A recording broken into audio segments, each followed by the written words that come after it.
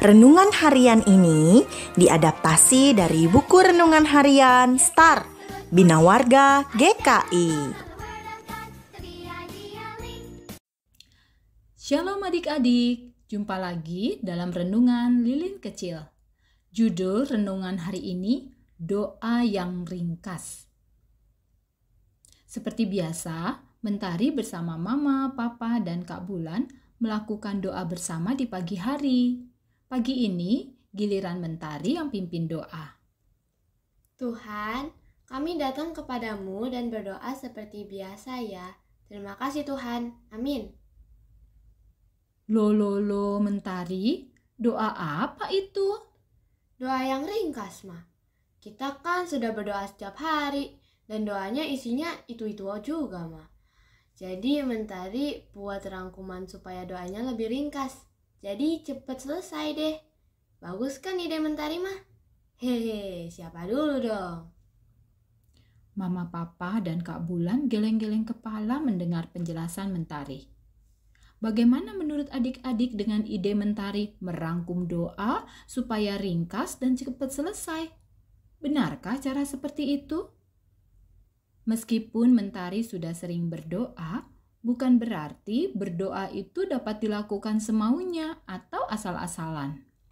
Sebaliknya, bila kita mau berdoa, kita harus sungguh-sungguh. Berdoa sungguh-sungguh artinya hati dan pikiran kita serahkan untuk dipimpin Roh Kudus.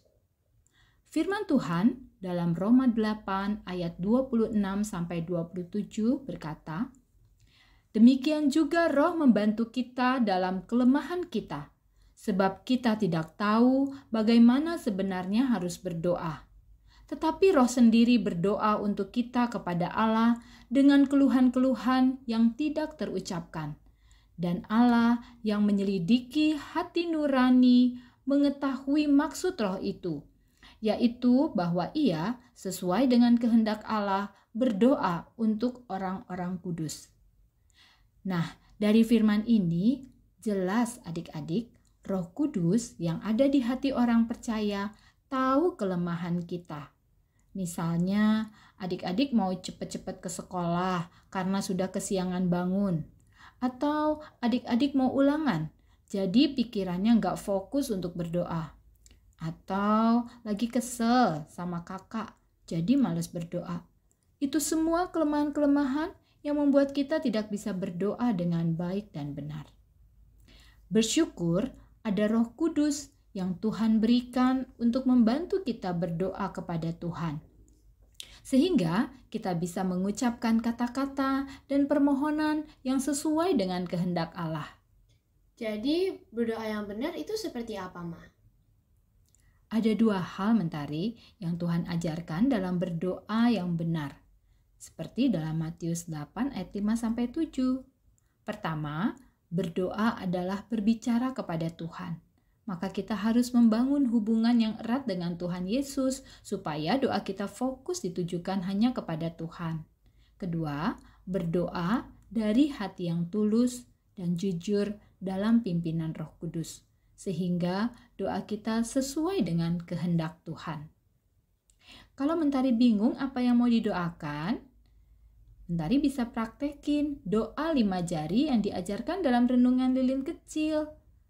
Mentari masih ingat doa 5 jari? Oh iya, ingat, Ma. Nah, Mentari dan juga adik-adik, bila adik-adik merasa sulit berdoa, mintalah pertolongan Roh Kudus, maka Roh Kudus akan menolong adik-adik. Ingat firman Tuhan hari ini dalam Roma 8 ayat 27. Dan Allah yang menyelidiki hati nurani mengetahui maksud Roh itu, yaitu bahwa Ia sesuai dengan kehendak Allah berdoa untuk orang-orang kudus. Mari kita berdoa. Bapa di surga, terima kasih Engkau telah mengutus Roh Kudus dalam hati kami untuk menolong kami berdoa, sehingga kami dapat berdoa yang baik dan benar. Dalam nama Tuhan Yesus, amin. Aku tahu Tuhan mendengar setiap doaku dan Tuhan melihat hatiku saat aku berdoa. Sampai jumpa di renungan lilin kecil berikutnya. Tuhan Yesus memberkati. I stand